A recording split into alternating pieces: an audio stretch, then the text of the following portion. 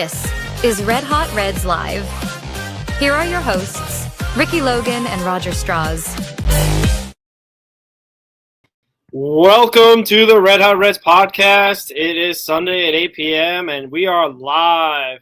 That's Ricky. I'm Roger. We're here to cover the Reds, the 2025 season, going live every 8 p.m. on Sunday to cover or recap the week and talk about some big topics about Reds Nation.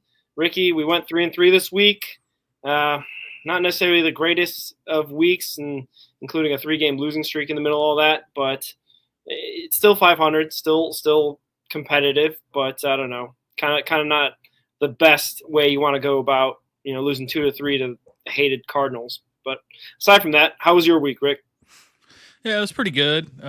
Shout out to Nick Kirby for joining us on Thursday for an interview we put out Saturday, I believe. I've got my days all crazy with the no show on Wednesday with the internet going out and everything with the storms. But yeah, it's been a good week. Took the kids to the pool today, did some swimming, got a little tan, mowed some grass, and then now I'm talking about my favorite thing ever, Cincinnati Reds. What about you? Yeah, it was kind of just a relaxing weekend, not doing too much. Staying inside, actually, because just brutally hot out there.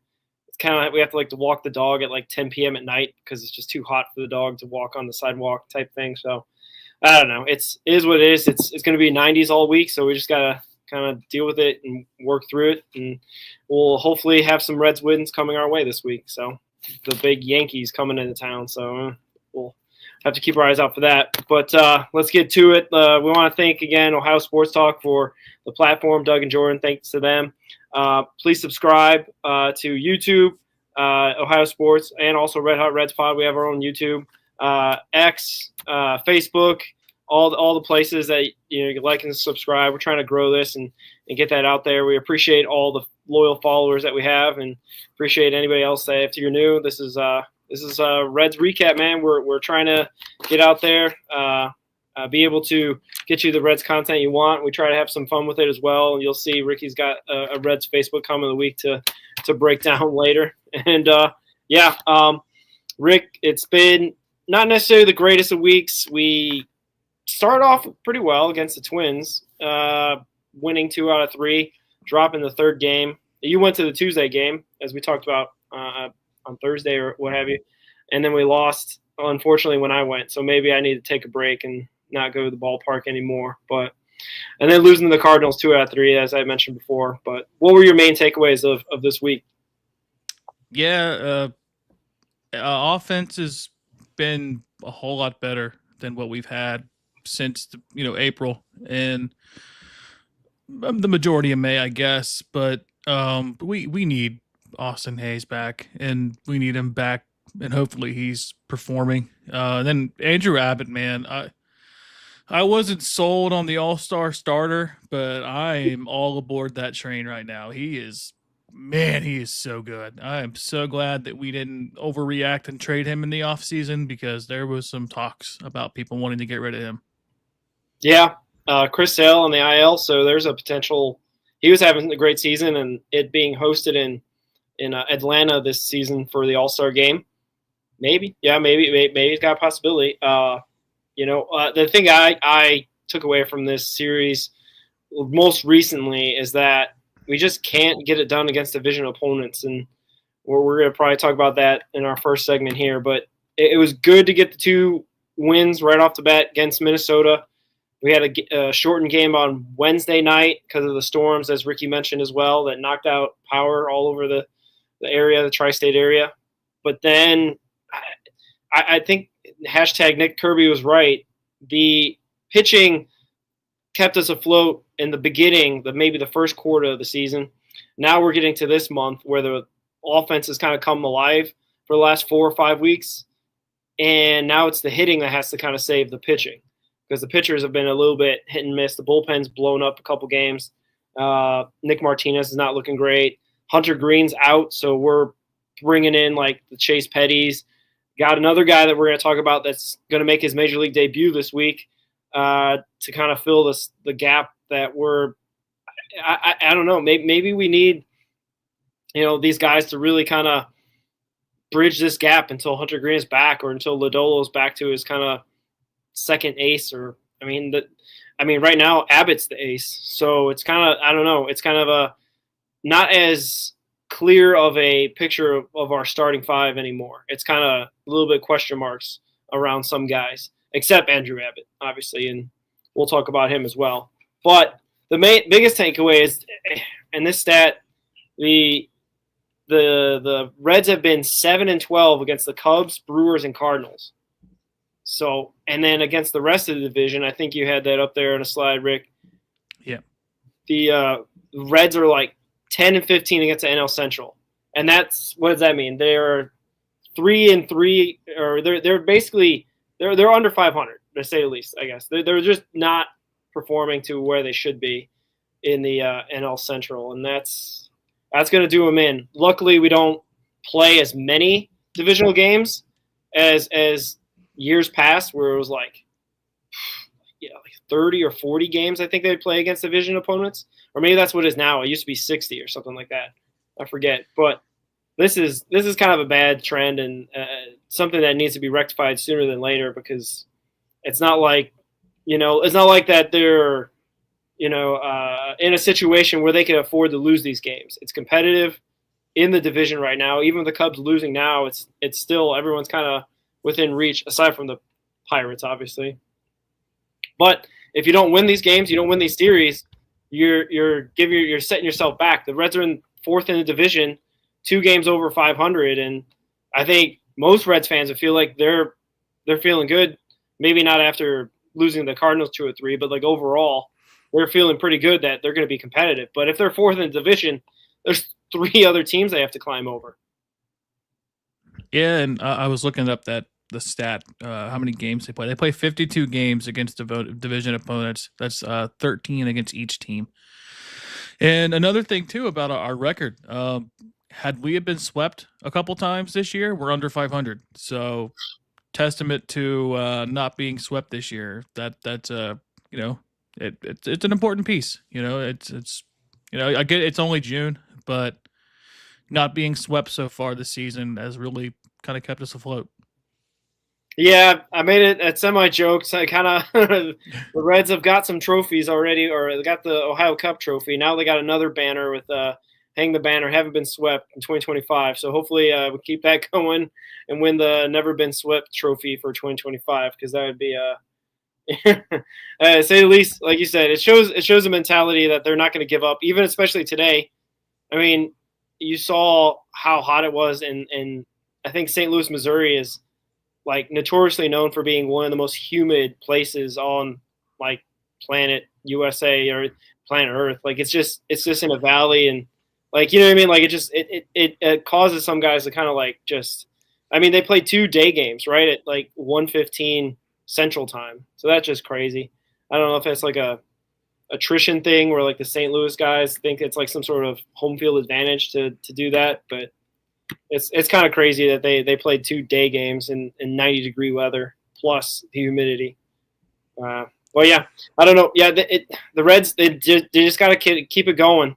This is kind of a situation like baseball, right? Like if you can't necessarily win that day, you got to come back and try to win the next day. And then if that, you just kind of keep it going, because it's a 162 game season. It's a marathon, not a sprint. But you'd like to win 2 out of 3 against the Cardinals. You don't want to have to be like, we have Andrew Abbott to save us on game 3 to keep us from being swept by the hated Cardinals. I don't know. Any other thoughts about that? I guess I was doing a little bit more digging. St. Louis is along the area of the Mississippi River, so that's a main reason why all the humidity. And it is like one of the most humid places in the Midwest, I would say, at least. We get our fair share of humidity, but we don't know humidity until you go down south to like Florida, Mississippi, Louisiana, and then Texas, and then Missouri. But yeah, we like William says in the chat, the Reds have to play better against the Brewers, Cardinals, and Cubs. We know we didn't include the Pirates in that conversation, but they've actually done very well against us over the last like 6 years. The Pirates have, and it's just this year it seems like we did pretty good against them.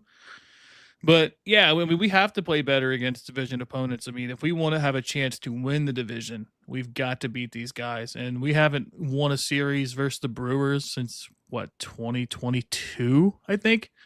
Yeah. So we've never won a series in St. Louis in New Busch Stadium since 06. That was a interesting nugget that I learned Friday.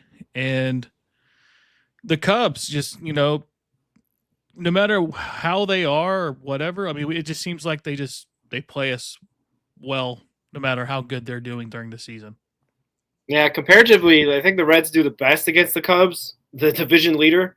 I mean, at least not necessarily this year. They kind of got blown away by the very powerful Cubs offense on a Memorial Day weekend, but they seem to be more competitive with them. With the Cardinals and the Brewers, it's that voodoo magic where it just seems like they come up short and they just can't get. I mean, what was it on the game, the brutal game on Saturday, where they had the 5-2 lead? They end up getting tied 5-5, or it was 5-4 going to the ninth. Pagan giving up the home run to make it 5-5, and then they go to extras. They were 1 for 15 with runners in scoring position. Is that kind of voodoo magic where like the Reds just can't they can't produce enough offense or can't do the right thing at the right time to get enough runs across to put like that? That should have been a Reds win easily, and we should be talking about the Reds winning 2 out of 3. To be honest, like that game, it was brutal to say the least. I was listening to it on the radio, and I couldn't believe that. I mean, that was the same game that Ellie puked on the field, like stays with it, stays in the game, and then he goes and hits a 2-run, or was it a 3-run home run? Yeah. So I think like, it was a 2-run home run. Yeah, I think puts them ahead 4-2 or something like that, and it's just like, man, this is home run. This is the good vibes you want in a Reds baseball team. You lose, with a bullpen blow up and Singer loss on Friday night. You gotta bounce back that next day, and it seems like that voodoo magic of the Cardinals kind of got them on Saturday afternoon. And I don't know. At the very least, we still have Andrew Abbott to kind of depend on for that last gasp to win at least one game to not get swept. So I don't know. It's frustrating on some levels. It's still a 3-3 week though. Feels like they could have been better this week to build on the momentum of 4-2 last week. I feel that they need to definitely come out here and make a statement against the Yankees and then the San Diego Padres, which are 2 playoff. I think they're both in playoff contention right now as we speak. So that they hopefully will play up to their competition, but it's going to be frustrating if it's made. A 3-3 week isn't, I guess, as bad as this 3-3. This 3-3 felt like they could have got more out of this week. We could have went 5-1, honestly. Yeah. I mean, I don't know. It's definitely a situation where we're moving closer and closer to the All-Star break, where we're gonna hopefully have maybe some moves, have some clarity of what the front office is going to do, and then at that point we're going to be building to try to get to the playoffs, to be buyers, or if the bottom falls out and there's a situation where the pitching completely falls apart and they're not, then we'll be sellers. But every single day, man, we got to get as many wins as you can. Win every day, or as our manager would say, win every damn day, win every damn game. So. Yeah, I want to give a shout out to Leon Richardson and Chase Petty for yesterday's game, and people are going to blame Chase Petty for losing that game with the hit he allowed, but that was a good pitch. It was out off the plate. He just put the bat on the ball and it went where they ain't. And then Leon going 2 innings with 2 strikeouts, getting sandwiched in between Tony Santillan allowing 4 hits and 2 earned runs, and Ian Jabot going 3 runs or 3 walks in the inning before. I mean, Leon's been a really pleasant surprise. Just if you looked at his numbers from 2023 when he got called up, he looked way overmatched, and then he wasn't ready. He might have had some fatigue. He played that was his first season back from Tommy John, and he played through every level. He started in the ACL, and he pitched at every level on his way up to the big leagues. And last year he had his bumps, but he kind of showed improvement. Like this year, man, he's a fastball changeup guy, and then just when you think you're going to get the changeup, he drops the hammer, and that curveball is going out of the strike zone, and he's locating his pitches, and he's been really good. So I'm really happy about Lyon and Chase Petty. I don't know what they're doing to him. I don't like what they're doing to him. Yeah. Leave him down. You know, like if you're going to use him as a starter. Just that's how he's prepared his whole career up to this point. He's like 21 years old. Like he's been in the system since he was 18. And you know, like I think Tito said after the game, it was kind of an unfair spot for him that he put him in there, but you had nobody else to turn to. I mean, you had Brent Suter go 2 innings and allowed 2 runs. Nick Martinez comes in on his day off, comes out of the bullpen, throws 2 no-hit innings. And then Jabot comes in and walks 3 straight. Lyon gets out of it, two innings, 2 strikeouts. Santillan comes in 2/3 of an inning, 4 hits, 2 earned runs. And then Pagan with the hit and the 4 strikeouts and the earned run. And then Barlow comes in, a hit, a strikeout, and then Chase Petty comes in and throws the 2/3 of an inning in the 11th, I think, and just unfortunately gives up the walk-off hit, and he's the one left responsible for it all when in reality he pitched very well. Yeah, the Reds had their chances and extras as well. It's like, yeah, like you said, it's leaving it up to the last, you know, I mean, they're obviously St. Louis at home, so they get the last chance at bat. So it's like the 1 for 15 runners to scoring position on that Saturday day game. Terrible. But anyway, that begs the question going into the next topic, the relief pitching concerns. Like, is that like this emblematic, like that game's going to be like what we point to say, like, we can't get it done. They blew up on Friday night as well. So it's like, is there going to be like that much pitching concerns? Nick Kirby, we talked about it, and he pointed out rightly, they're running Santillan and Barlow out there as like almost every game, it feels like, or as much as possible. And they have some sort of situation where they're running them into the ground potentially because maybe Francona knows he's going to get some help, or he's depending on guys that are already in the system. Looks like Nick Martinez is transitioning his role to the bullpen potentially because he's slated to go on Tuesday. Supposedly Tuesday is supposed to start against the Yankees, but we know exactly the guy that's coming up later in the show, our number 1 prospect, is slated to be called up that day via a C. Trent. I'm going to say Woj bomb, a C. Trent bomb. C. Trent bomb. So like we have a situation where we're we're maybe changing around the roles in the bullpen. You know what I mean? Pagan's been coming a lot in the 8th inning in some games. He's still the main, you know, closer, but they're throwing him in there a little bit more than just in closing situations is what I'm trying to say. And I don't know. Ashcraft on the IL is another arm that we're missing. Sam Moll, we talked about pre-show, is missing in action, not anywhere to be found. Luis May is kind of up and down. Some people were even having some whispers. Zach Maxwell might be a guy that gets the call up soon. So I'm not trying to say it's a crisis. It's just concern, right? The other C word, the concern of like, do we have enough arms and do we have guys that we can depend on to get the job done? Yeah, and Connor Phillips coming up is kind of like, he looked good, and you hate to put that kind of pressure on him, but he needs to be good in the bullpen for the team to kind of stay afloat while you get some guys some days off in between and give them some rest, because you got guys like Tony Santillan and Scott Barlow who are up near the top of appearances in all of Major League Baseball.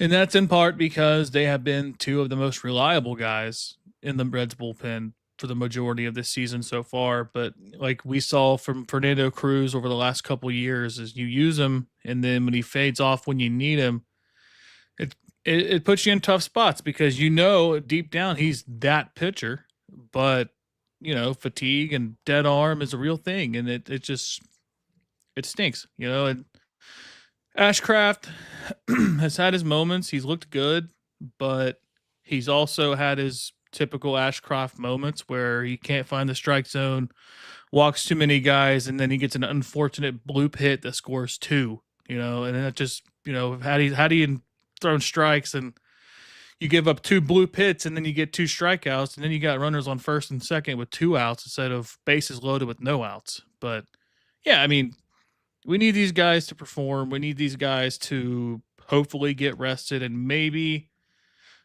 we'll talk about it more, I guess, later. But if we could go out and get a reliever or two, I know that's not the sexy, trade, but I mean, we wanted more in 2023. We got Sam Moll. I don't want that to be the only move, but should we go get a reliever, hopefully a decent one, and it doesn't cost us an arm and a leg to go get him, that could be like the minimum move to help this team. And then if you go out and get a decent bat, a reliable fielder or something, we're not going to go out and get the power bat. I mean, if we were going to go get that, I would say, hey, go get Giancarlo Stanton from the Yankees, but I think that's not going to happen. But yeah, I mean, you want the power bat. Hopefully Hayes can be that kind of quote unquote trade that's not a trade when he comes back from the IL, and he can stay healthy and just be that guy the remainder of the season. And then like Noelvi Marte, when he comes back, he could low key be that trade without being a trade that comes back and gets the offense going too. Yeah, I think the Reds are waiting and seeing on those two guys to see. Marte's had that rehab start, and he's been looking good at the ACL complex, which is great. Hayes is kind of a bigger question mark because they were talking about it last week or a couple weeks ago, like, oh, he seems to be looking good. The call-up's coming. Hasn't come. His foot is not right, or maybe he had a setback or something, but he's not rated for major league action at the moment. And I have an update on him. I heard through, I think it was Gingersaurus Rex on Twitter. Yeah. That he is going to Chattanooga for a rehab game. And he's going to just basically test out how his foot feels and then come back. Why Chattanooga? Why not Louisville? I think it was, I'm not sure. Maybe it was just like low pressure for the team or something. I don't know. Or maybe it's just like worse pitching and he's not really worried about like how he looks in that bat, just more along like if he was again on base and run, maybe like a pinch runner or something too. Yeah. Williams, right, talking about how Hunter Green's kind of needs to get back, and I definitely think that's kind of like also adding the complexity of issues to this team, especially if we're moving, like, say, a Nick Martinez to the bullpen out of the rotation. It seems to be the case because he only went the 2 2/3 innings on Thursday and then ended up having a relief appearance on that Saturday that you're talking about. So, and he's been struggling, so it makes sense. He's a long reliever. I thought that would be the move that they would be doing with Chase Petty, like have Brent Suter start that game on Saturday and then have Chase Petty come in to bridge to the bullpen, but they didn't go that way. They kind of went the other way where it was just full straight-on bullpen. Maybe Nick Martinez was supposed to pitch a little bit longer, but didn't last couple innings or so. But, yeah, it seems that this rotation, which, the rotation early on the season was going deep in the games, not taxing the bullpen as much. So maybe what's been happening because we're not getting as much, deep, starters going deep in the games. Now we're having to tax the bullpen much more. We're obviously doing a couple more openers than obviously I would have liked to see, but there is some, with Miley getting that random IL hip flexor or whatever the injury was that came out of nowhere that he had like a second opinion on, that makes sense to have an opener because nobody's ready to start if he's just randomly pulled out of the rotation. So I don't know. It's definitely, I think getting a reliever like you're talking about, it has to be the first move, and hopefully it's sooner than later because it seems like the bullpen could use it now, or at least just a body in the building to let, maybe take some pressure off some of these guys, especially like a Santillan and Barlow. Like I I would like them not to be thrown out there every single game, especially since Santia's had a pretty good season. Barlow, decent season as well. But it ends up being like if you just burn them out in July, and we might need them later in the year, it seems that we are kind of, I don't know, shooting ourselves in the foot a little bit by burning those guys or running them into the ground. I would like to see maybe that be the first move. Get some reliever somewhere. I'm not even sure where or who's shopping their relievers at this point. Maybe like a White Sox or Colorado Rockies that just got nothing to play for. That'd probably be, I guess, the first place to look. But it's definitely weird because it's kind of flipped. Like Nick Kirby said, the hitting is now carrying the team, and now the pitching is the one that we're most concerned about. Yeah, and a player like that who you could possibly see would be maybe like Jake Bird from Colorado.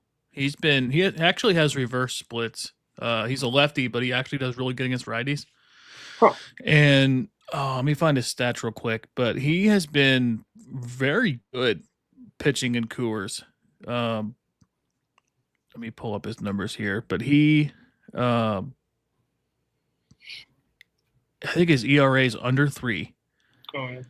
And so, yeah, he's 2.06 ERA, 10 earned runs in 33 games this year. He's 29. I think he has a couple years of team control left. And he's right-handed pitcher, but he does better against lefties. That's what it is. His career in 176 games, he's got a 4.04 ERA. Yeah. But I think Colorado kind of just misused him for a little while. And in his last 7 games, his ERA is up over 4. So maybe that could be like a buy low and then stash him and use him, when not in his highest pressure situations like he's being used now. And I don't know. He's a guy that I've kind of been keeping an eye on. Just I know Colorado's going to want some, unload some people. So maybe that'd be one guy to look out for. Yeah, according to Spotrac, he's actually got 3 years team control. He's heading into his first arbitration after this season. So that's a lot of team control that the Reds would love. Hopefully it doesn't mean that Colorado is going to be asking for a lot. Yeah. I don't know. It's a lot of year control. Seems like he got called up later because he's 29 now and he's only got 2 years of service time. So, but that's still, if he's effective, we'll take him. You know what I mean? That's definitely a plus. Fun fact, he was the Cincinnati Reds first round pick, number 7 overall. Or no, that's Nick Lodolo. I don't know why I gave me Nick Lodolo. He was he went to UCLA, I believe. UCLA. He was drafted in the 5th round out of Colorado, out of Newhall, California. He debuted on June 16th, 2022. And I believe he's always been a reliever. I will find that out for sure. But yeah, he started in 3 games in 2023 as more like an opener kind of guy. And yeah, he's watch out. He's been used as a closer. He's been used as an opener. He's kind of like a Brent Suter kind of guy, but he's got better pitch mix, I guess, and more stuff. But yeah, he's a pretty good pitcher, and he's someone that I think Mike Hart, my pregame show co-host, brought him up on a thing. We were talking back and forth about it. All right, yeah, email the Reds about it. Maybe they don't have him on the radar yet. We never see. But yeah, for sure, it's definitely. I feel like that's definitely the first move because, to be honest with you, I think this next guy that we're going to talk about hopefully delivers the goods. Mr. Chase Burns is the big news of the day of Saturday night. Got called up or is going to be called up. It's kind of random to kind of have 2 or 3 days. I guess, I don't know. You think he'd be called up for the Monday, call-ups usually, but I guess they're waiting until Tuesday to call him up. But Chase Burns, the guy that was told to us that he's probably not ready by Nick Kroll, is now going to be starting against the New York Yankees on Tuesday, 3-2-1 Tuesday as well. So everybody's going to be packing the ballpark, not just to see the Yankees and the Reds, but also to see this guy in his first ever. I guess I shouldn't assume with the Reds that he might get an opener and they might throw him in. But I'm assuming that he's going to be the starter on Tuesday. Is that what you're hearing? Yeah, that's what I'm hearing, and he's been just absolutely phenomenal this year. And he's like I've said, if he had a gymnast for a girlfriend and was the number 1 overall pick and all this stuff, like the fanfare would be Paul Skeens level. It's just for whatever reason it's not, and maybe that's a good thing. Maybe that just kind of keeps some pressure off of him a little bit. And he's actually the number 11 overall prospect in all of baseball through MLB.com.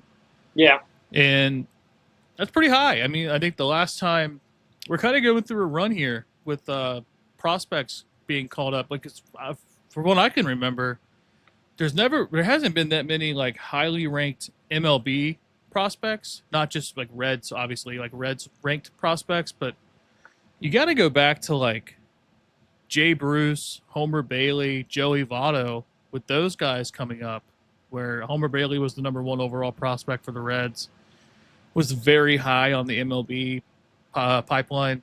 Jay Bruce, I think, was like top 5 in all of baseball when he was coming up. And Joey Votto wasn't high on MLB.com, but he was the Reds' number 3 prospect, and they was all around the same time. So right now you have Ellie, who was number 1 overall, according to ESPN, I think, and MLB.com had him number 2. Hunter Green was like he was like top 5, I believe. Lodolo wasn't that high. Let's see, like Noelvi Marte was like a top 20, I think. And like there's been some guys that we've had been really highly ranked MLB prospects, and as much as people don't want to give Nick Krall credit and Brad Meter credit, I mean, you got to give it to them with the scouting department going out there trading for the right guys while they're prospects, and it's kind of working. I mean, obviously we're not where we want to be yet, but if these guys can live up to their potential, I mean, it's working. And yeah, Chase Burns, man, like I think he's a 1.77 ERA and 13 starts in AAA, or all through minor league baseball. He's walked like 12 people, and he's got like 66 strikeouts. Like it's unreal. Like the guy can be a frontline starter in baseball, and to have him, Hunter Green, and Andrew Abbott in the same rotation is just a dream. Yeah. There was a tweet, I forget, it's attributed later, but there was a tweet of like what the Reds lineup's going to look like in 2027, and it's ridiculous. It's like, Cam Collier, Sal Stewart, Ellie, McLean, I forget who else, like all these guys. The one that I saw, sorry to cut you off, but it was like Cam Collier at first base, Matt McLean at second base, Ellie at short. I think it was still Marte at third, and I think they had Sal Stewart moved to the outfield. Yeah, probably. And it was him in left field, Hector Rodriguez in center, and I want to say it was still Will Benson in right field. Yeah, I mean that, and then to have Tyler Stevenson catching with Alfredo Duno possibly coming up around that time, and then not to mention like the prospects on the cusp of coming up around that time. You're going to have guys like Adolfo Sanchez playing in like Double-A around that time, Arnaldo Lantigua, Tyson Lewis, Sammy Sephora. I mean, it's getting exciting talking about prospects for this team. It's like, as much as I want to talk about like the Reds and the players that we have, like I just get just as excited talking about the prospects. Yeah, it was a post by Jacob Clark. Just Trevino. He still has Trevino though over there. He's technically under contract, I believe, until then. It would definitely be a 34-year-old catcher. Trevino with like Duno learning the ropes behind him type of thing. Collier, McLean, Ellie, Marte. Oh, he had free agent. I forgot about cash considerations in there. Oh, okay. He's got Friedel still at center. I guess he's getting extended. And then Hector Rodriguez and Sal Stewart at DH. So, and then I didn't even include the starting pitching, because the starting pitching is going to be like Burns, Green, Lodolo, maybe Abbott, and like Louder or Petty or Spires or whoever kind of comes through at that point. But like, yeah. Anyway, that's just we can always dream. Unfortunately, we have to live in the reality that, well, the reality is not too bad to see a nice debut, hopefully, by Chase Burns. What are your expectations for Tuesday? I don't know. I don't want to set too high. I know. Hope if it's similar to his first AAA start, I think that's reasonable 4 innings. expectations. He might go 4 innings, walk a couple, maybe. But thankfully, though, I mean, he rebounded very nice in his second start in AAA. So maybe he was just getting used to the ball. Yeah. And maybe he's used to the ball, and he's just got to focus on what the ballpark he's pitching in. He has a pretty decent ground ball rate too. So if he can keep the ball, keep guys hitting ball on the ground, and he's gonna strike guys out, it's gonna be awesome. The people that work the power stacks and right center better keep those flames ready because he's gonna okay. Prediction time. Okay. I am going to say 6 innings solid. He's going to allow 3 hits, walk 1, strike out 10. Dang. All right. I will probably take the under. I think it's more of I think it's going to be a pitch count. The thing I'm most worried about is the fact that the Yankees are pretty good fastball hitters. Like, you're talking about some of the best sluggers in the game with Stanton, Giancarlo, or Judge as well. Like, we're talking about guys Bellinger, who just absolutely rakes in Great American Ballpark. Is why I would have gave any amount of money to have him. Yeah, and even that catcher, the guy that they were okay to let Trevino go. What's his name? Wells. Yeah, Austin Wells is pretty good turnaround of fastball. That's what I'm most worried about, is them catching up to Burns' fastball. But I think 4 innings on a pitch count, probably get 80 pitches is my guess. Whatever comes first. And then probably, 6 or 7 strikeouts there, at least. Because what comes with the Yankees, obviously with a lot of home runs, is that they also whiff a lot from time to time. There's stories about Giancarlo Stanton that he's like the greatest fastball guesser of all time. Like, he just goes up there only looking for that stuff. And that's why if you ever seen have you ever seen a cut of him missing on off speed stuff? It's 3 or 4 brutal. seconds. It's like some of the craziest swings I've seen with him just thinking, oh, this is definitely a fastball coming. And it's just, right past him.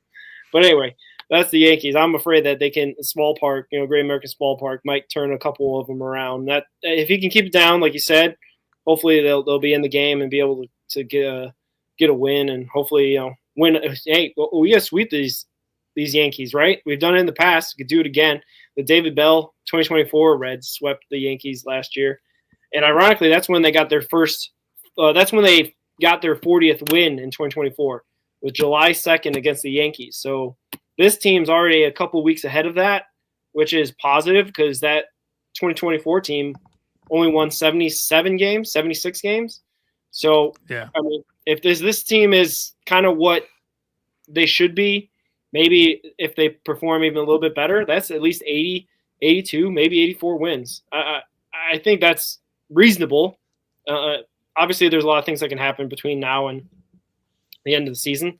But right now, 84 wins doesn't sound that ridiculous. The question becomes, is that enough wins to be competitive?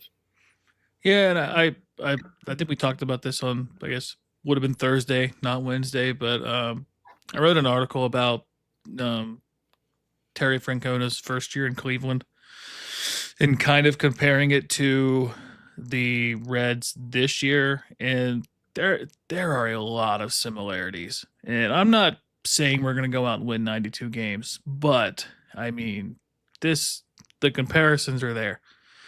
Let me pull that up. I know that Cleveland through 73 games in 2013 were 39-34.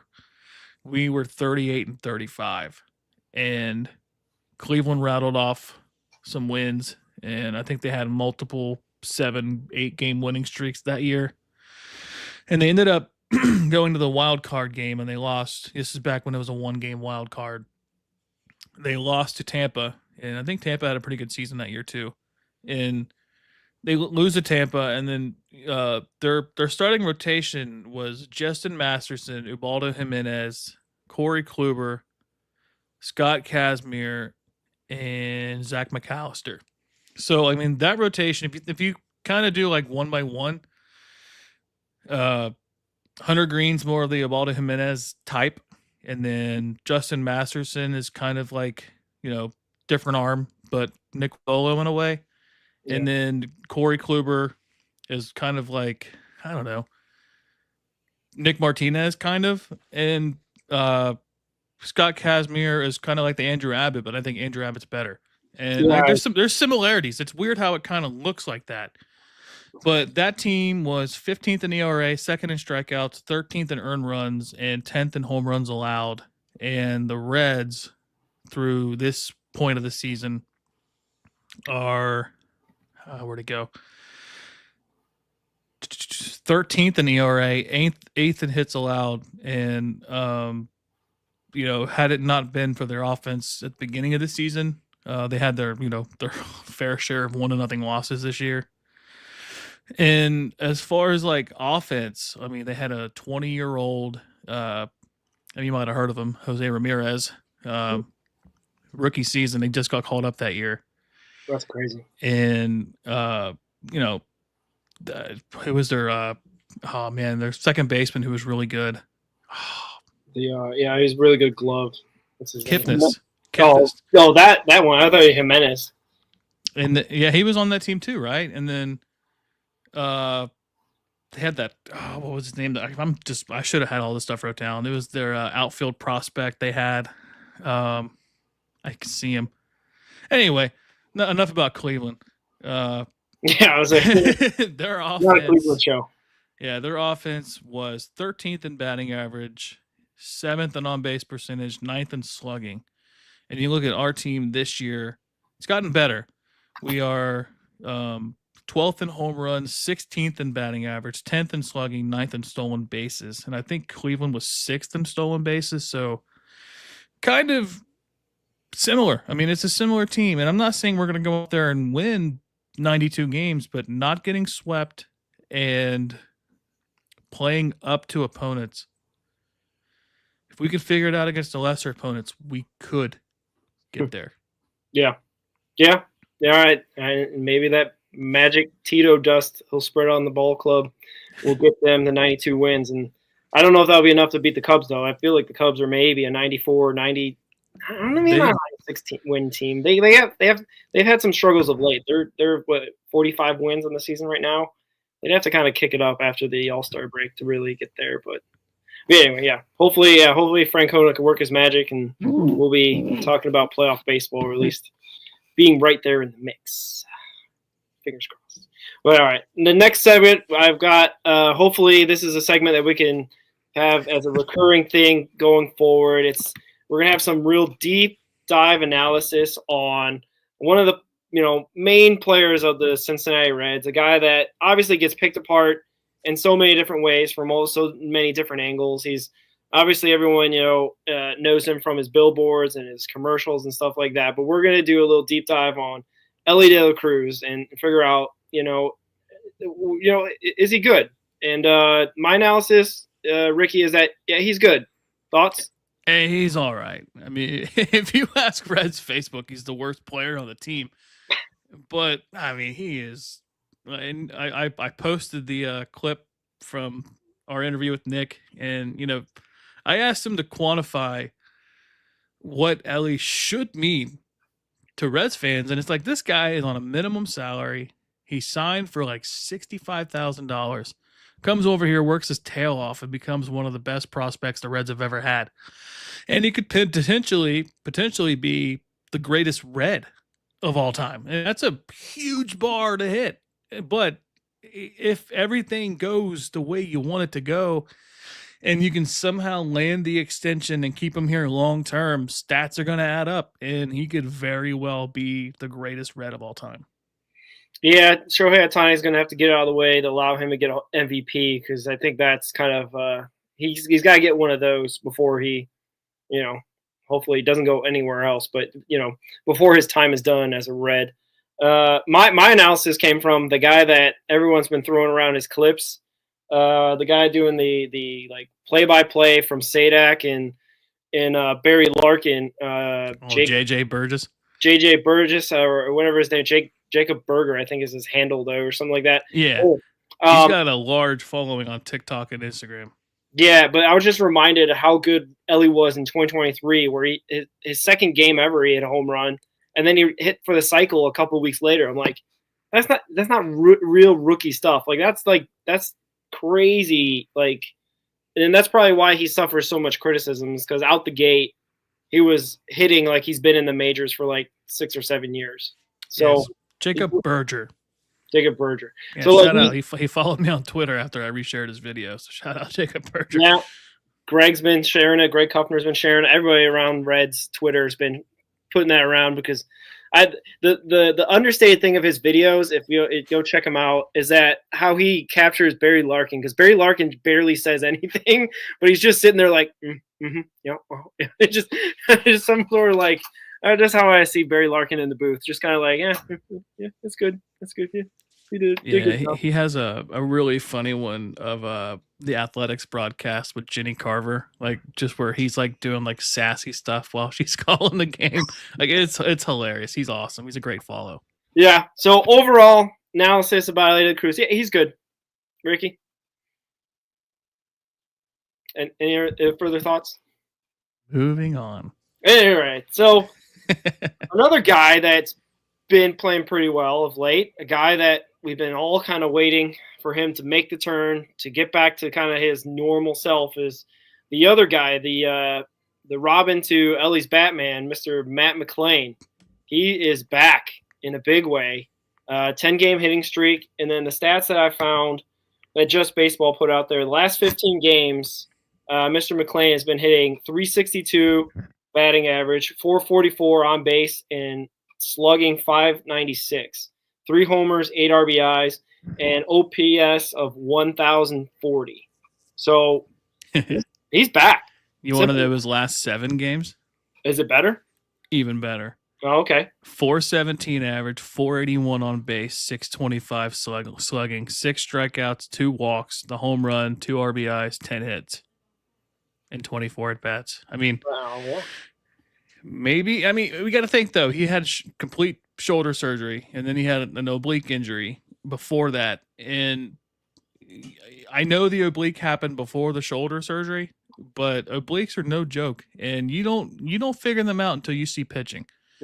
And from where he was at the beginning of the season, where he started out on a tear and then gets hurt and then sits around, maybe that just affected it even more. And obviously the shoulder injury too, and then coming back from a hamstring injury. It's like, I just want to see him play. I don't care if he stinks, because I expected him to stink. I think I've been the only person on like any platform saying like, this guy's going to suck, but it's okay. Like he shouldn't be hitting 300 right now. If he is, he's the greatest player of all time, but like he should be struggling because of all the time that he missed. And maybe he's getting his timing back. Maybe his confidence needed just a reset, and being back on the 2-hole a couple times in those games too. Maybe that's just kind of getting him some pitches. Yeah. Even Mark Sheldon did like a little piece on McLain, and that he's just kind of gotten it going. It kind of went far as back as June 7th. He kind of was starting to get it together when the sweep of the Diamondbacks, and they had that 13-1 win. Kind of got his confidence going. He had a go-ahead home run also in the 7th inning that also won the game 4-2. So like he kind of started to get going this month. He's starting to get hot in June, the Reds' favorite month. The question I guess I have for you, Ricky, is like, there was so many calls for him to get sent down for a bit, get his confidence, stuff like that. Should they have done that, or does that like ruin the confidence of him to be like, oh, I have to do it at the AAA level before they can trust me at the major league level? Or would we have gotten here anyway? Or would he have gotten there sooner if he went down? Well, I mean, it worked for Will Benson twice, and I'm not sure. I think had we have had Noelvi Marte and Candelario and CES available during that time, we had Garrett Hampson. Yeah, he just got DFA'd. What a full circle moment for that too. Reese Hines get demoted for him to get signed, and then he gets TFA'd to bring up Reese Hines. Like that's awesome. That's Reds, baby. But getting back to McLean, like, yeah, it would have been nice if we had the option to have somebody be there, to cover him slumping. But thankfully, he went down to the 9 spot, so it wasn't like that noticeable to where he was. I mean, yeah, we all knew he was struggling, but there was never really any like real pressure situations for him while he was struggling. And I just think he just needed live at bats and work through it. But I would have loved to have seen him have the option to go down to AAA just to kind of figure it out. But if he could figure it out up here, save his options because you might need him. Yeah, for sure. And they did the same thing kind of with Spencer Steer. They just let him figure it out at the major league level, hopefully at no cost of victories or wins. I know they've had their share of games where they were right in it and they could have just used one big at bat, one, big hit that could have changed the course of maybe a 1-0 game that they end up losing or whatnot. But I don't know. That's kind of like the Reds, man, where they just have to make do with what they got. They did the same thing in 2024 with Will Benson. They let him play it out for nearly the whole season, for long stretches of the season, even though he's struggling. But I think putting him down the lineup was the smarter thing to do to kind of get that confidence going. So he's not seeing he's seeing other players at bats ahead of him and maybe getting some notes on the starting pitcher to hopefully figure out his at bats when he gets out there. He's definitely striking out less, which was the big thing, is that when he was struggling, he just couldn't see the ball. It was just being thrown past him almost every time. I feel like in the last week or so, I've been seeing him foul off pitches and work counts deeper for the most part, which has been great to see. It's what you see. It's what you want. I don't know. Every time that we play against the Brewers, it feels like that's what the Brewers do to our starting pitcher. So they just work the count deep, get walks, or foul off pitches like 3 or 4 times in a bat just to be annoying like that. Like that's what we need in our lineup, to have guys kind of work counts and make the pitcher kind of earn it. So I like to see that out of McLean. He's back. He's back in that 2-hole where we can do that left, right, left thing with Friedel, him, and Ellie, which is good to see. Let's hope he just keeps going and keeps growing into the player that we know he can be. It'll help this ball club for sure. And we didn't really talk about this part, but like with everybody healthy, what's your lineup look like? I'll give you mine so you can think about yours. Yeah. I'm not going to go batting. I guess I will go batting order. I guess we'll go Friedel leading off, center field. McLean second base, batting second. Ellie shortstop, batting third. Hayes left field, batting fourth. And then maybe Spencer Steer, first base, batting fifth. Kind of go 2 straight righties. Yeah. And then Will Benson in right field, batting sixth. And then Marte at third. And then Trevino / Stevenson. I would say Stevenson might be catching. Yeah. And then split DH with Candelario and Stevenson / Trevino as your 9-hole. I know Lux has to fit in there somewhere. I was just trying to find a spot for him. Yeah, I would say is it the DH that you're hitting the DH at number 9? Yeah, I mean, Lux is such a good leadoff hitter that maybe having him batting 9th as like your quote unquote secondary leadoff guy like could be a good thing. Yeah. But I'm not opposed to him batting second still. Yeah, for sure. I don't think I'd change much other than maybe Stevenson's been the guy they go to of late. He's not hitting as well, but it's always good to – I feel like Trevino coming in as that Sunday getaway day, like he had a RBI today as well. Like, I mean, that's stuff that you want to see on your backup catcher. So I think starting Stevenson in a everyday sense and just giving him the rest on Sundays or getaway days, Trevino's perfect fill-in for that. He's obviously been doing it all season long. but that is a good insurance to have him in case Stevenson gets hurt and whatnot. But yeah, Spencer Steer seems to be our first baseman as well. I have to agree with you there. He's been a run saver. I think he's like second to Matt Olson with +7 runs saved at first base. Yeah, I don't know if you changed really much else unless you're going up against lefties. You get Benson out and you put Connor Joe or something like that in. But for the most part, yeah, that's pretty much the same thing I would do. Yeah. So yeah. Before we get to our next segment, I do have some kind of breaking news, non-baseball related. If it's what I think it is, I saw the clip. It was Tyrese Halliburton of the Pacers left the game. The speculation is a torn Achilles. Oh, it's for sure. The clip I saw, I don't know, man. I'm not a doctor, obviously, but like Dr. Straz. Yeah, if you saw the Aaron Rodgers and who was before him, the Deshaun Watson, you can see it rolling up in his leg, which is the scariest thing. Yeah, I think seeing. I don't know.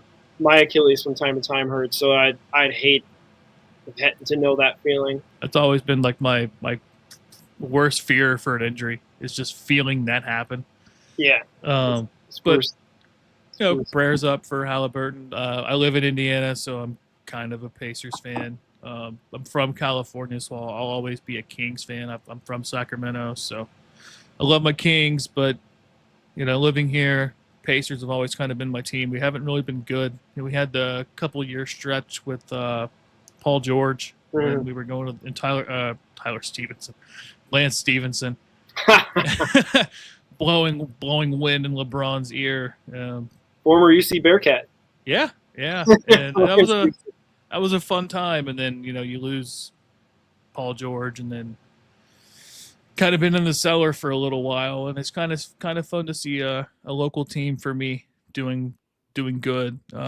Score is tied at the moment. I think it's in the second quarter. So if we're still alive, we'll keep you updated. But now back to our regularly scheduled program. Yeah, for sure. You hate to see that at it, even if you don't like the team at all. Achilles is like the new ACL, man. Like ACLs, everyone comes back in like less than 6 months now, but now Achilles is like the near career ender. Obviously, it didn't end Kevin Durant's career, but he was out for a year. Same thing. He hasn't been the same since. Yeah, same thing. He just got traded today too, by the way. Oh yeah, more. This is not an NBA show, but no, but I know like Mike Ballantyne. He lives near Phoenix, and he's like a pseudo Suns fan. I don't think he's like a diehard Suns fan. But, you live in a city with a team, you kind of want to cheer for him. And he's been harping on finding a way to get out of his contract. And, they finally got out of it. And I think they fleeced them, as the kids say. Houston gave up like six draft picks. Yeah. And I think Jalen Green is a very good guard. So, I mean, you're getting a 36-year-old Kevin Durant for all them draft picks. Heck yeah! I mean, they won that trade. Phoenix did. Anyway, yeah. Back to baseball. Back to baseball. Well, we've got a segment called Red Hot Red of the Week, and I usually try to pick a couple guys because usually I don't want to overlap with Ricky. But there's a couple guys actually I think are really well deserving for this week and different reasons and whatnot. But what is your Red Hot Red of the Week, Rick? I have been going back and forth on a couple people. And it's tough because you could go with Andrew Abbott based on his performance today. Yeah. But I have a sneaky one I'm going to go with. He had a pretty big hit today. I'm going to go with Jose Trevino as my Red Hot Red of the Week. In the last 7 games, he's batting .353, .455 on base, slugging .705. He's got more walks than strikeouts, and he's got the home run. So I'm going to go with Jose Trevino as my Red Hot Red of the Week. Who you got? Yeah, he's got limited action, so like he's making the most of it, which you want to see that as the backup catcher, as we talked about a little bit. But my guy, I thought your guy would be the obvious one, Matt McLain, man. He's coming on strong. He's doing the thing. He's back in the 2-hole. His confidence is high. He's always going to be a pretty decent glove as well at second base. So I mean, if we can get him back to anywhere close to 2023 type form, we'll take it. You know what I mean? And he's the second best power hitter on the team. He's got 9 home runs. So like, and he's missed a lot of time and been slumping. Yeah. So like, we'll take it. If he hits 25 home runs and Ellie hits 35, that's pretty decent for a Reds team. You know what I mean? So Matt McLain, salute to you. I was going to go with Andrew Abbott as well because he's just yeah. I mean, it was kind of a shout, like a little bit far fetched when we're like, hey, he could be the all-star starter, maybe. You know what I mean? There's a couple guys ahead of him, obviously, with Sale and Skeens and whatnot, but why not? You know, Skeens got a losing record. You know, Sale's on the IL. I'm trying to think of any other guys that would really be ahead of him, but 7-1 with an ERA under 2. Come on. Like, he should at least get considered, be in the conversation, at least, right? Yeah, honorable mention Jake Fraley. He's my honorable mention other than Andrew Abbott. He's batting .316 in his last 7 games.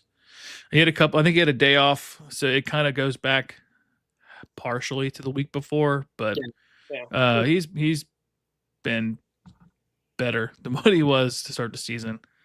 He's got his average up to 230. He's got 5 home runs, so I think what do you have, like 1 over the last 2 years or a year and a half or something like that. Like he didn't have a lot. Single clearly, yeah. But he's a guy, I guess we can maybe touch on it. Like he could be a trade candidate should he get more consistent, just because I know that his arbitration is coming close. He made his debut in 2019, so we're coming up on, 5 full years. I think he's got arbitration this offseason, and he can be a free agent in 26, I think. So I'm looking it up as we speak because he did get re-signed. They avoid arbitration last offseason and signed him to a $3 million contract. He's got 1 more year of arbitration, and then free agent in 2027.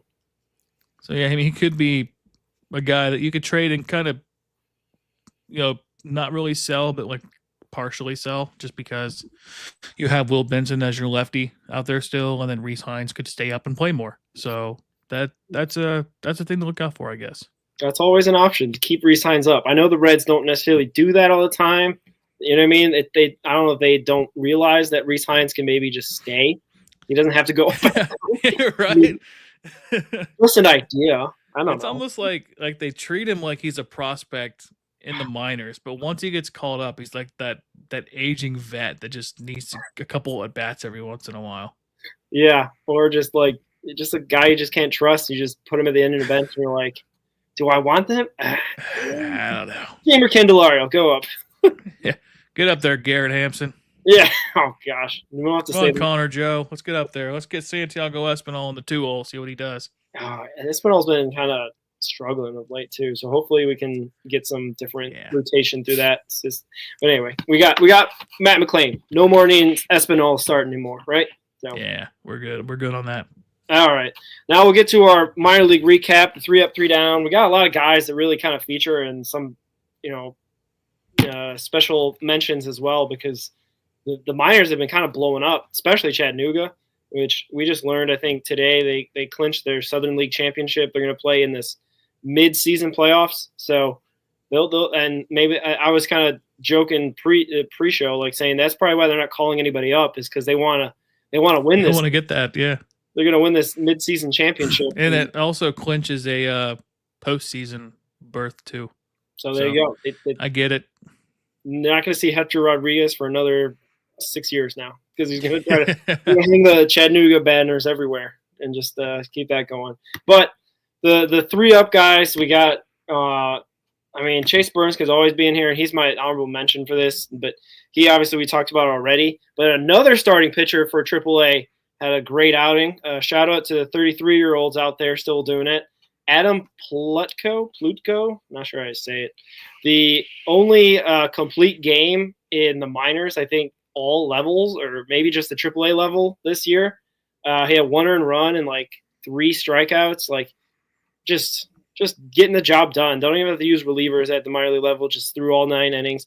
There was a little story about that. Wade Miley was sending him pitching tips before this start, little different hand grips, and little adjustments that he can make. Even though I think Plutko is right-handed, Miley's left-handed, still, I don't know, it just kind of use the other hand and whatnot. But he got some, Wade Miley's still a value add, I guess, for this ball club, even when he's hurt. He's helping out Mr. Plutko. Double A, this guy is literally tearing the cover off the ball. Hector Rodriguez. Obviously, everyone's on the promote Hector train. If they're not, you better get on it soon. He's 16 for 26, 3 homers and 6 RBIs. Just had like 3 of 5, 4 of 5, 2 of 5 days, like the whole week. Like I don't think he went hitless this whole week. And then Sammy Stafura, not pictured, but he went 9 of 22, home run, 4 RBIs, and he's got like a 17-game hitting streak at Daytona. So shout out to him. Who is pictured is Mr. ACL Reds Tyson Lewis. Went 7 of 22. He had 2 home runs, 7 RBIs, a double, and he's been hitting 350. He's got some triples mixed in there too. He's fast. Yeah. He did hit a triple this week as well. But he's hitting 350 in 24 games. Obviously, ACL, they don't play like every day. They don't play on Sundays, and they kind of platoon guys. So I think he only played like 5 games this week. But like he's just killing it. Another guy that we'll probably see up in Daytona or wherever soon. He'll be promoted soon. Any thoughts on these guys? Yeah, Tyson Lewis, man, when he was a second-round pick out of high school.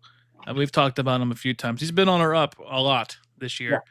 Yeah. And he's deservingly so. I mean, he's just destroying baseballs. I mean, there was a clip of him in his debut. He hit a ball. I think it was the hardest hit ball by any Red through any level ever through the StatCast era. It was like 119 miles per hour or something. And LA's been hitting a lot of those. And for him to have this at 18 coming out of high school with a wooden bat, first time with a wooden bat coming up and doing that. And he's got wheels. He's fast, hits a lot of triples. He's already, I mean, second round pick out of high school. He was already a top 10 prospect for the Reds. So, I mean, he's just going to climb that ladder quickly.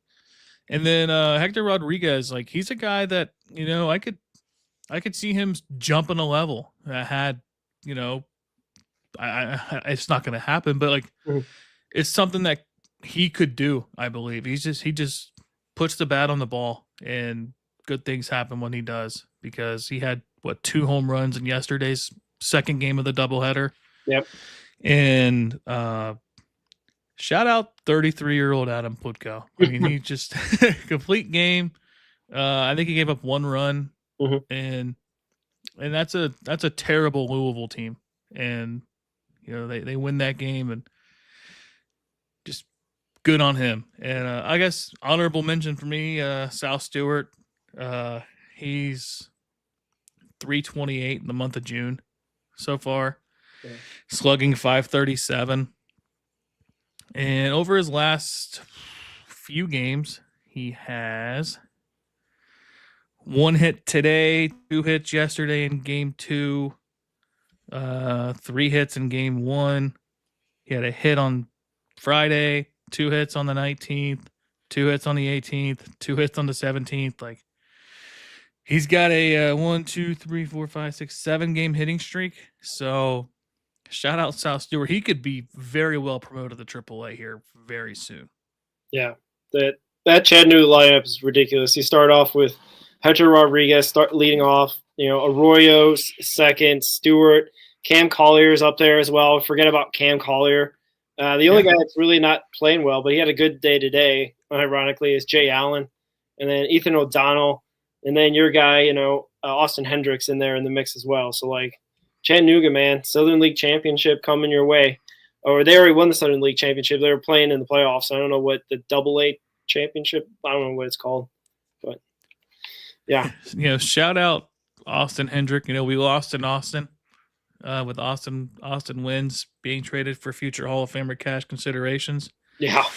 But Austin Hendrick in the month of June is hitting 295, slugging 591, and he has 4 home runs. So we kind of joked about it with Nick Kirby. Funny enough, we were talking pre-show before that interview. He was saying about how, he could be like that journeyman that gets called up, like kind of like a tribute for staying with the organization. Yeah. The Cardinals had a guy called up the other day, and Yohel Pozo, I think he had the walk-off hit Saturday, if I remember right. Yeah.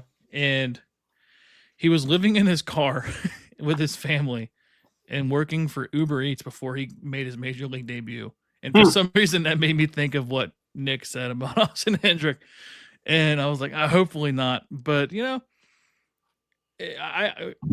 I'm a Hendrick defender. I will be until the day he's not on the team anymore. I was the same way with Jose Barrero. And shout out Jose Barrero for making a diving catch today.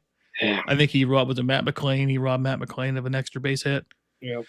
So, yeah, I mean, Austin Hendrick, man, he's having a career season in Double-A, and you see a batting average close to 300 with his name next to it for a month. I mean, it's awesome.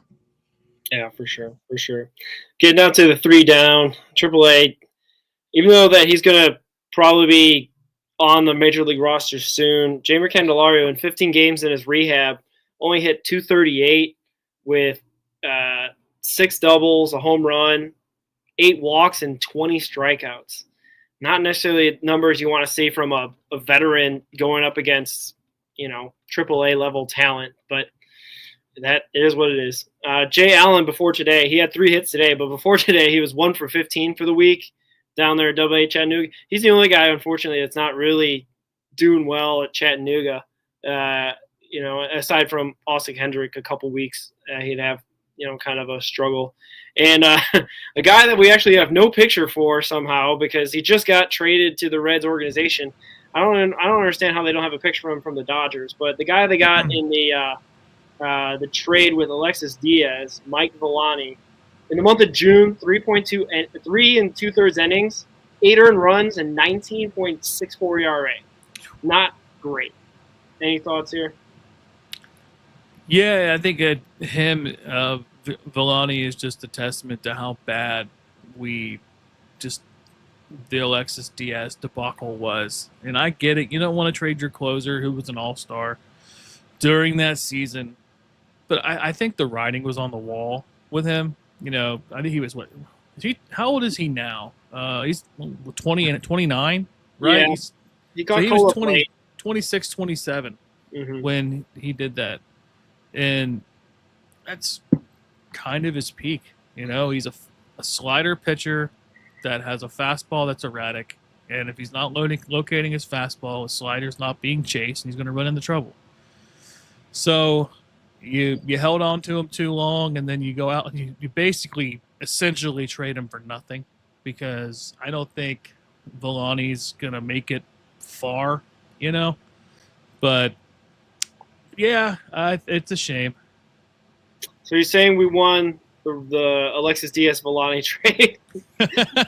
Because I'm just kidding. But Candelario also incoming. We'll see what they do. I think we talked about pre-show that based on what the guys that have options, it's probably going to be CES because he plays a similar position and hasn't played in a couple days. So, and he's kind of been struggling. Got that hot. He came out swinging against who was it? The Diamondbacks. Was it Diamondback series? Yeah. He had the walk-off double. He had 3 home runs during the series, and I think he went hitless for like 2 whole series. Okay, it wasn't good. Yeah, he's hitting like 200 or somewhere around that. So, unfortunately, another 200 hitters coming our way with Jeimer Candelario. Hopefully, he can provide a spark or something off the bench. Can I add to that real quick? Yeah. Jeimer Candelario is hitting 100 points higher in Triple-A right now than he was during the season for the Reds. So, improvement. He's back. He's back.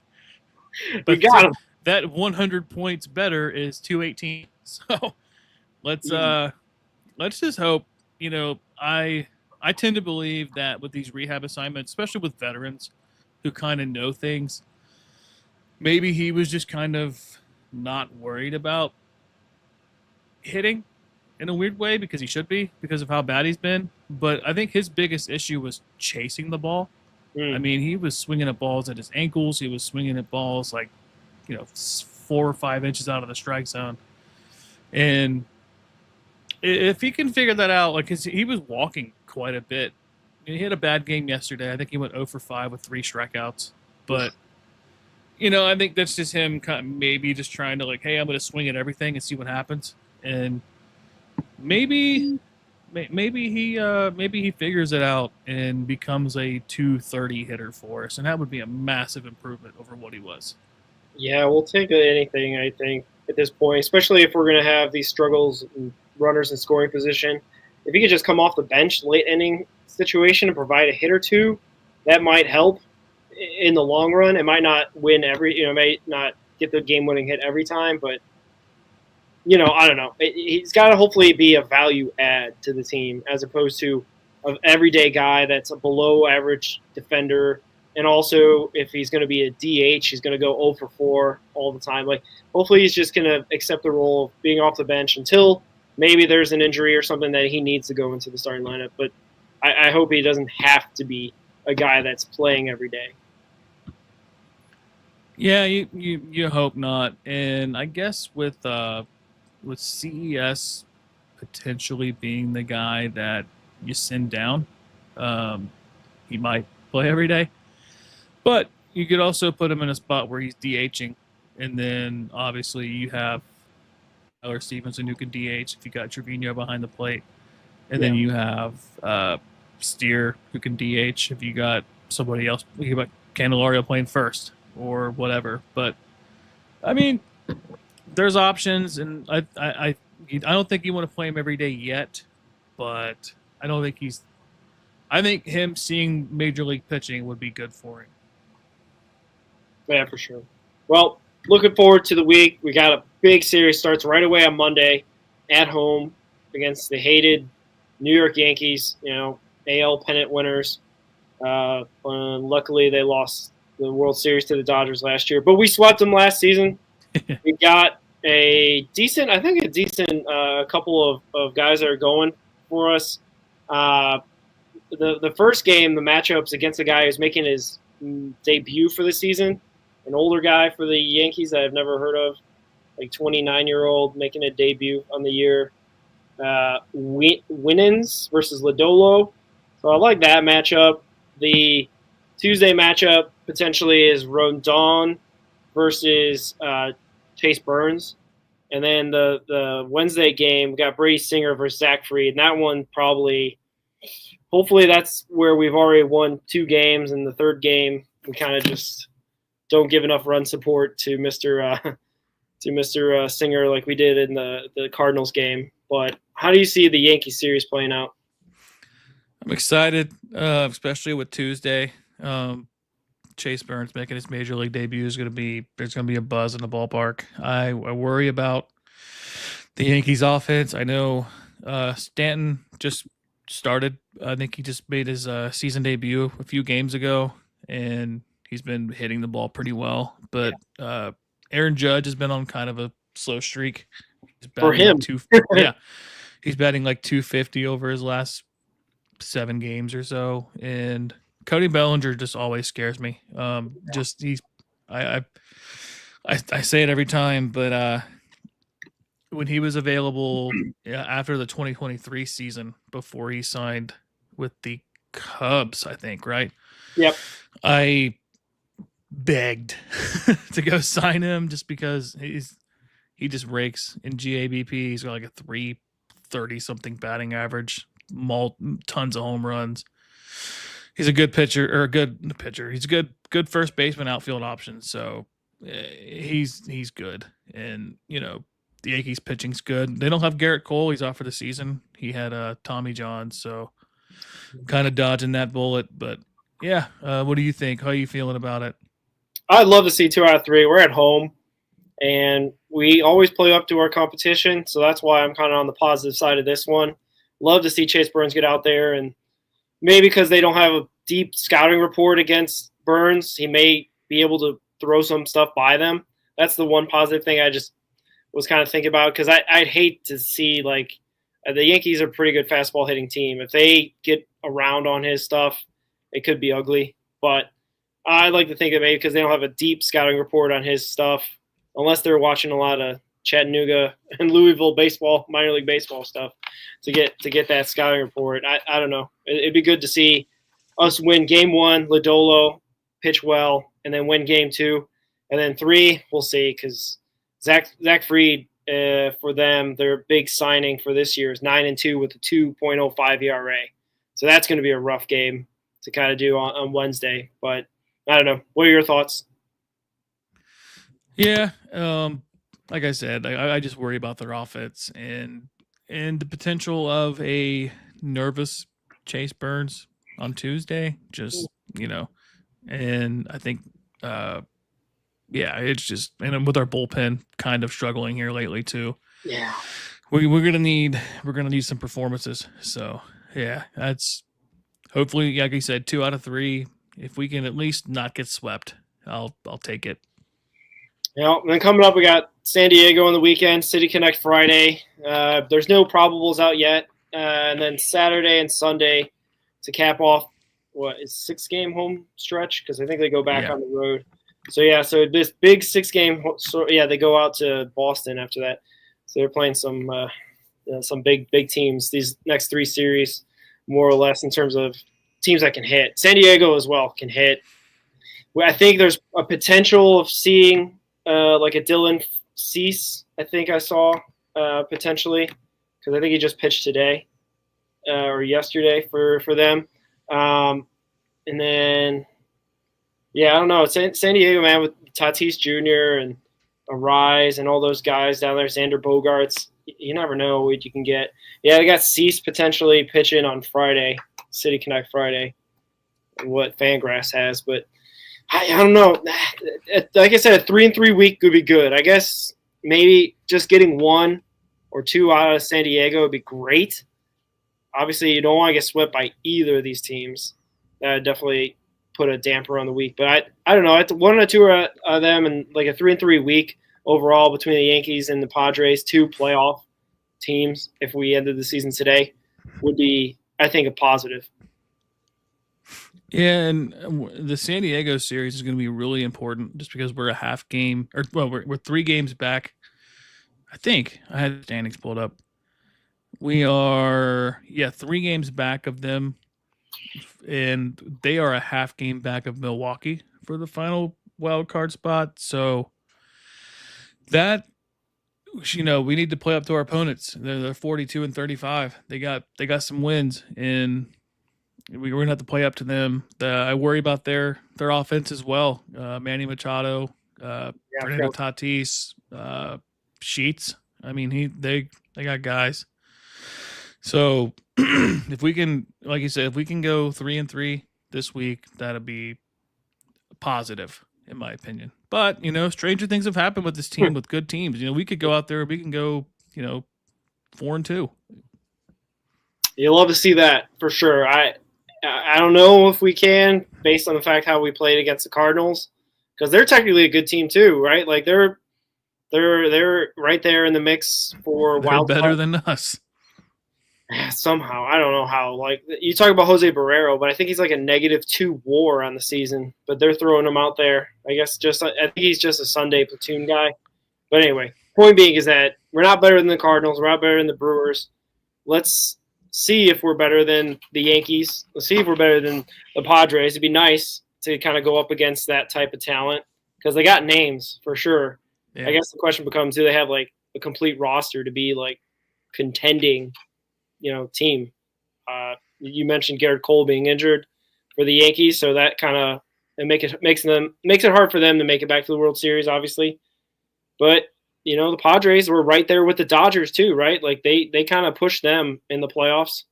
They could be a really good, team, to a measuring stick, to say the least, for this Red Legs team that at least will be at home. So we won't have any St. Louis voodoo magic going on with that humidity or whatnot, kind of making Ellie puke all over the field. But we got our own humidity to make him puke. We'll just leave it at that. I think it's about this time last year that Hunter was puking on the mound because of over hydrated. And I think is the refrain that always comes out because they don't want to admit that the guy's sick or something, or there's something wrong with him. Obviously, you don't want to see anything wrong with either of those guys. But point being is that I guess we're overhydrating our star players because they're puking their guts out the last 2 years. Yeah, and I guess Ellie just decided to make up for Hunter Green being out. You're saying he's going to pitch? Puke. Oh, right, yeah. All right. Well, anything else? You got any appearances this week, Rick? I saw you're pretty prolific this weekend, writing all the Reds headline stories out there. Yeah, I figured I should probably start getting on that a little bit more than I have been, but yeah, I had some articles come out. I wrote one. Funny enough, I wrote one about Joe Burrow today. Just came out today. I got probably, it looks like 4 pregame shows next week. I think I have the entire Yankee series and then Friday. So I'm going to be busy. I guess some of the guys there got last minute tickets and they're going to go. So they wanted to see if somebody else would fill in. I guess it's probably a good thing I didn't want to go to the game, but hey, I like doing it and it's a lot of fun. But yeah, busy guy. What about you? Got anything going on this week? No, not really. I'm trying to think. Like, this week's pretty low key, relaxed. Like, I got the day off tomorrow, so I won't be doing nothing. Maybe I'll get up to some writing or whatnot, but hopefully watching some Redlegs wins, because I mean, heck, like, it's nice to be around 500, but like it's like that weird thing where like we're not bad enough to sell, we're not good enough right now to right now buy. So yeah. Hopefully this team will show itself one way or the other, so we can figure out emotionally where we should be at all times. Yeah, let's only hope. Yeah. If you got nothing else, let's sign off and say, go Reds. Go Reds. We're the Reds. Red hot. We're the Reds. Red hot. We're the Reds.